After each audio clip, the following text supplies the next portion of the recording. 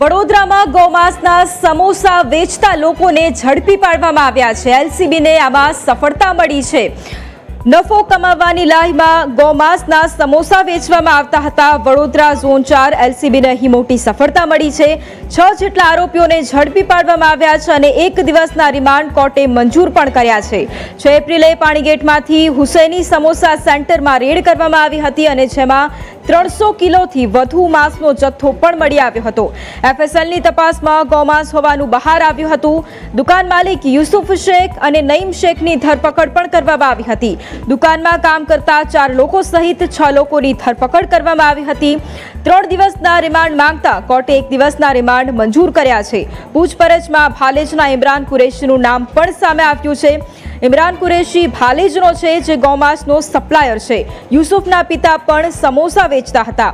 આ પરિવાર ઘણા સમયથી ગૌમાંસના સમોસા વેચતા હોવાનું પણ અનુમાન છે અને નફો કમાઈ લેવાયની લાહમાં ગૌમાંસના સમોસા વેચતા હતા। અન્ય માંસ કરતાં ગૌમાંસ સસ્તું મળે છે।